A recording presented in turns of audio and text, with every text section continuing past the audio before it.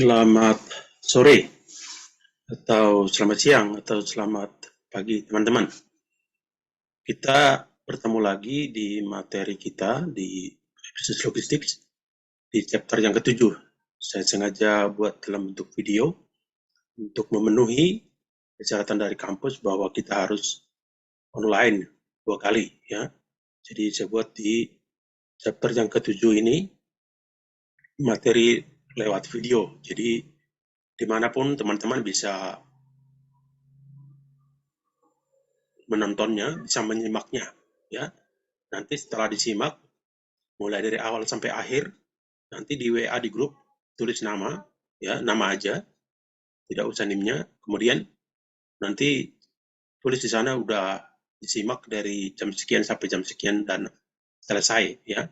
Walaupun kita lewat video, saya harapkan tidak ada yang main-main ya, tidak ada yang melewatkan ya, karena memang permintaan dari kampus bahwa kita 2 kali online.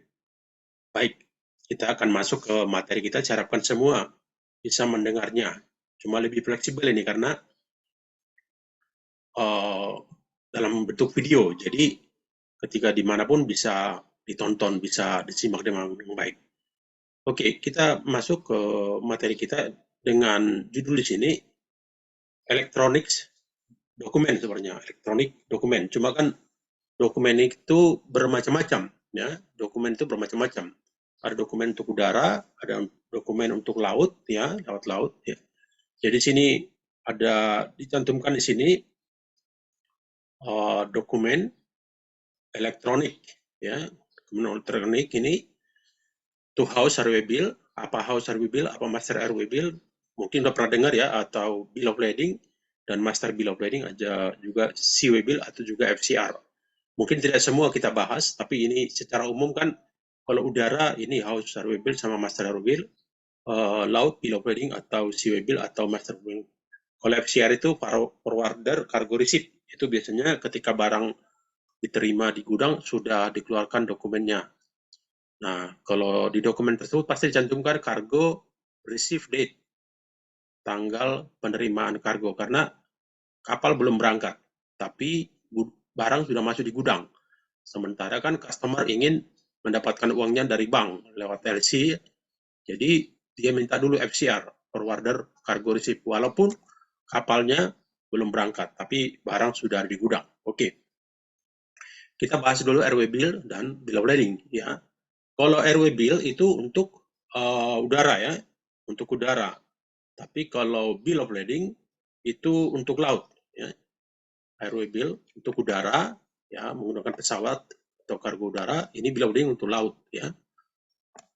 Kita sering mendengar istilah RW bill atau ABW ataupun bill of lading ya. Apa sih RW bill dan apa sih bill of lading ya? Tadi saya sudah kasih tahu bahwa ini untuk udara namanya air ya, bill of lading itu untuk laut ya.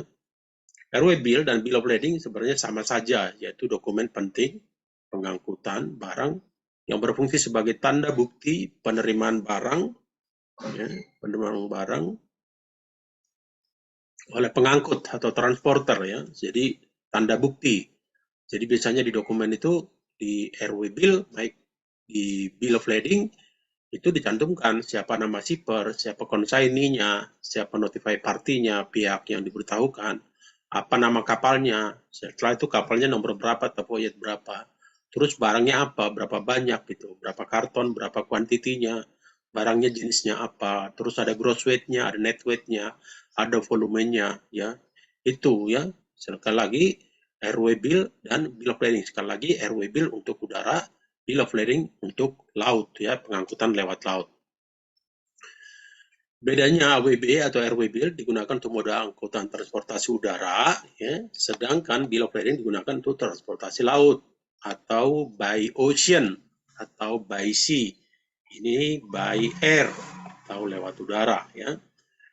Pengertian AWB adalah dokumen yang dipergunakan untuk melindungi angkutan barang yang diangkut dengan menggunakan pesawat karena dia lewat udara ya, airway bill.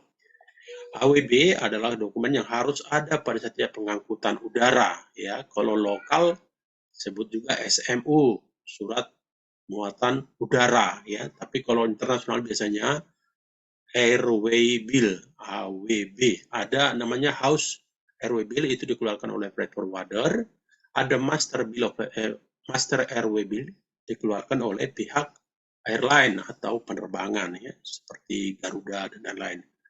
AWB berfungsi sebagai pencairan jumlah dana ya. Kalau sudah ada AWB-nya, dia nanti bisa masukkan ke bank ya, sehingga nanti orang banknya bayar ya, dikeluarkan atau dikasih ke konsignee dokumennya.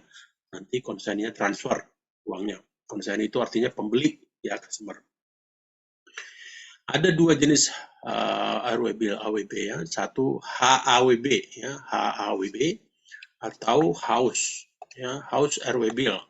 Saya bilang tadi HAWB itu dikeluarkan oleh pihak freight forwarder logistik ya. Sementara master airway bill itu dikeluarkan oleh pihak airline ya. Sama nanti laut juga gitu.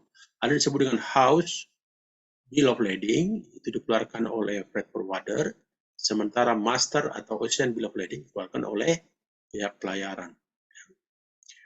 Oke, kemudian penggunaan HWB-nya ya tergantung di sini katakan transshipment atau pindah kapal menggunakan MHWB ya. Oke, ada yang disebut dengan surrender. Surrender ini maksudnya tidak perlu dikirim aslinya, tapi ada kepercayaan hanya dengan kopi sudah dirilis nanti barangnya atau juga pembayarannya. Ini contoh nih, airway bill ya, tulis airway bill di sini. Ya, ini airway bill. Contohnya ya. Ada nomornya nih, MAWB nomor sekian-sekian. Nggak sama semua ya. Ya, formnya secara umum sama, tapi beda-beda forwarder atau beda airline itu punya beda. Ini MAWB ini ya, MAWB atau Master Airway Bill, berarti yang dikeluarkan oleh pihak airline atau pihak penerbangan. Tentu di sini ada ini nomornya, kemudian di sini ada nama pengirimnya atau eksportirnya, shipper. Di sini ada nama konsignee atau pembelinya. Jadi dari eksportir ke importir, dari seller ke buyer, dari shipper ke consignee. Kemudian di bawahnya ini notify party, pihak yang diberitahukan ya. Kadang-kadang kan kita bisa beli, saya beli ke Taiwan ya, bisa kan bisa. Saya beli barang dari Taiwan, tapi nggak dikirim ke saya kirim ke toko saya yang di Medan. Nah, itu bisa dibuatlah notify partinya mungkin di Medan seperti itu. Tentu di sini ada nama airline-nya ya. Di sini ada nama dari mana, tujuannya sini ke Jakarta ya. Di Jakarta dari Prancis ya. Terus nanti di sini ada quantity barang, ada berapa gross weight-nya, terus di sini chargeable weight-nya berapa, terus ini berapa biayanya, ada di sini dicantumkan, ongkosnya berapa. Ini nama barangnya apa nih? Diplomatic material, jadi barang-barang diplomatik. Biasanya itu kalau barang-barang diplomatik itu lebih mudah mengerjakannya. Yang penting kita dapat surat dari customer itu, ada namanya PPH 8 itu dikeluarkan oleh Departemen Kehakiman ya. Nanti dikasih umpamanya ke diplomatik ya. Diplomatik itu bisa juga duta besar ya. Duta besar itu biasanya agak bebas ya. Bahkan pernah kita impor minuman apa ya, minuman keras gitu buat anggur-anggur gitu buat orang-orang Prancis ya. Pernah juga kita sampai senjata juga pernah ada di dalam barang pindahan itu, ada senjata laras panjang. Boleh karena itu kedutaan. Kalau kedutaan itu ada bebasnya. Kalau DHL ini contohnya airway bill-nya ya, ini untuk kurirnya ya, ada airway bill ya, DHL ya. Ada nanti biasanya kalau kita isi ini nomor, kita udah langganan ada nomor account-nya ya, ada nomor ref-nya ya, ditujukan kemana. Dari shipper nih kan, shipper name pengirim, nama perusahaan, alamatnya di mana, terus nanti siapa yang menerima atau dikirim kemana, ada nama company-nya, siapa nama persentasenya, terus alamatnya di mana ya, gitu. Ini sebagai tadi airway bill ya. Sementara yang lain ini untuk darat nih ya, untuk darat nih pahala kencana kali ya, pahala kencana ya. Namanya catatan consignment itu sebenarnya sama dengan kargo ya. Ini pengirimnya dari Kendari nih, Rino Sarrewo. Jalan Hairil Anwar nomor 65 dari Kendari. Ditujukan kemana? Ini ditujukan ke musik, JE Musik ya, dari Jalan Raya Taman Cibodas, blok sekian, Tangerang ya. Pembayarannya cash ya. Ini terus ada biayanya, ini totalnya biaya pengiriman 224.000 dari Kendari sampai ke Tangerang ya. Barangnya juga ada tulis ini double pedal, nggak tahu apa itu ya. Ini contohnya kalau lewat mungkin darat atau domestik ya. Ini contoh JNE ya, sama juga di sini ada alamatnya. Selalu ada alamat pengirim dan juga alamat penerima atau pembeli. Kalau dia lewat ekspor impor, ya biasanya nama konsignee itu ditulis nama lengkap, kemudian ditulis juga nomor NPWP-nya ya. Dulu enggak, tapi sekarang udah pakai nomor NPWP. Ya.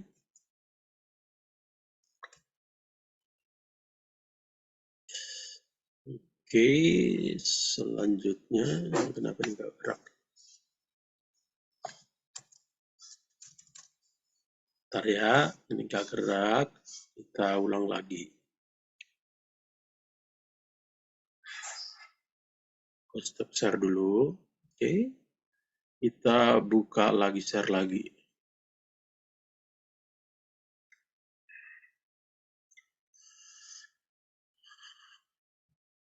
Oke, kita lanjut. Ini juga JNE sama dengan tadi, JNE juga. Kemudian ada, ini DHL punya ya, ada RWB DHL. Ya, jadi contoh-contohnya. Ini dari pelayaran, tahu kan pelayaran Marsline, ya, pelayaran ini, Marsline terkenal banget ini.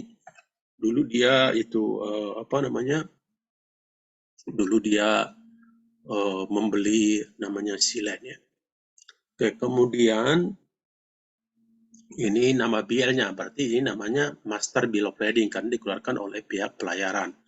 Kalau yang dikeluarkan oleh pihak provider disebut House Bill of Lading. Tentu sini ada shipper-nya, ada consignee-nya, ya.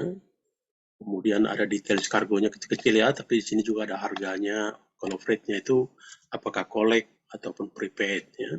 Ada juga kan pelayaran Evergreen yang sering kita lihat yang hijau-hijau itu. Ini perusahaan Taiwan ini. Ya, Evergreen. Kalau mereka punya airline atau penerbangan namanya FHR ya, Evergreen Line. Ini juga di sini Master Bill of Lading, MBL.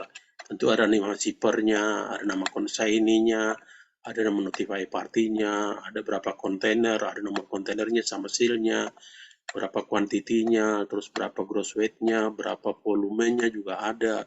Terus di sini term of shipment-nya apa, apakah pre-on board, CNF, CIF, seperti itu ya. Kemudian ini RW Bill, tentu ini, oh ini Bill of Lading, ini House ya, House Bill of Lading yang dikeluarkan oleh freight forwarder ya. Kalau ini tadi House, yang ini tadi yang sebelumnya itu Master ya. Ini yang sebelumnya juga itu Master, ini Master. Master dikeluarkan oleh pihak pelayaran, sementara House Bill of Lading dikeluarkan oleh pihak logistik atau freight forwarder ya.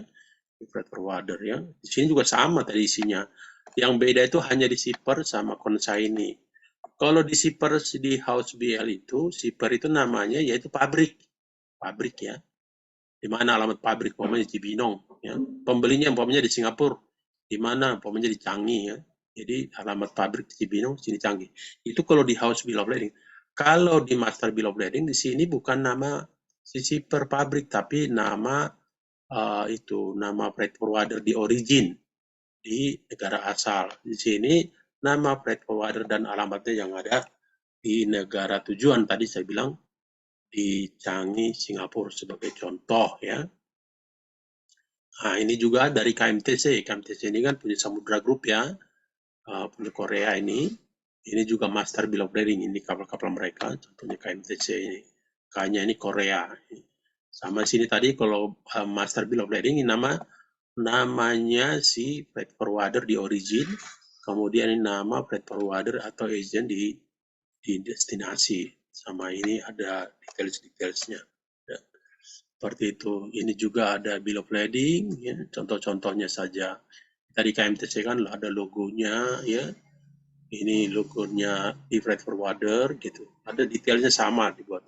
Walaupun kadang-kadang di master bill nggak terlalu sama. Umpamanya di master bill bisa aja 3.000 karton of garment, tapi di house BL ini bisa tulis 3.000 karton sama dengan 10.000 pieces of garment, seperti itu. Jadi, tapi kalau nomor kontainer harus sama, seal-nya harus sama, nama kapal sama voyage-nya harus sama, gross weight-nya, net weight-nya harus sama, volumenya juga harus sama. Antara di dokumennya si pelayaran dengan dokumennya si freight forwarder. Kenapa ada dua? Bingung kali ya? Kenapa ada dua? Iya, ini yang kita kasih kepada eksportir atau pengirim. Kalau ini master bill of lading antara agent kita di Indonesia atau agent kita di negara asal dengan agent kita di negara tujuan ya. Ini juga contohnya ada lagi ya. Nah, ini mengenai telekrilis. Telekrilis itu artinya BL itu tidak perlu dikirim aslinya, tapi di telekrilis. Jadi hanya kopinya aja ditulis telekrilis atau express bill of lading atau juga sama dengan C-way bill. Tidak perlu aslinya ya. Dengan kopinya aja nanti barangnya udah diberikan di negara tujuan. Tapi telekrilis itu berlaku bagi si eksportir dan importir udah saling percaya satu sama lain ya. Kalau nggak percaya ya nggak boleh telerilis. Tapi bill of lading asli setelah dibayar baru. Oke. Kemudian defisit rendah sudah tadi. Prosesnya shipper menyerahkan bill of lading asli sebanyak 3 set ya. Karena memang originalnya kan ada 3, 1 per 2, 3, 1 per 3, 2 per 3, 3 per 3 ya. Kopinya bisa ada 6, ada 7 ya. Yang digunakan untuk rilis itu, untuk nego itu adalah aslinya. Jadi shipper menyerahkan bill of lading kepada, dan itu udah distempel, tanda setuju gitu loh, kepada pihak forwarder atau carrier. Nanti carrier itu hold itu, ditahan bill aslinya. Tapi nanti diinfo ke agent, oke, ini asli BL-nya udah saya tahan, udah di-endorse sama shipper. Nah, sekarang tolong rilis kargo ke consignee tanpa provide BL asli, ya. Gitu maksudnya. Oke. Saya tidak begitu banyak, tidak begitu panjang. Tolong nanti disimak semua. Sekali lagi, setelah disimak, nanti di WA di grup sudah disimak dari jam sekian sampai jam sekian. Baik. Tentukan namanya. Terima kasih, selamat pagi, selamat siang, atau selamat sore. Terima kasih.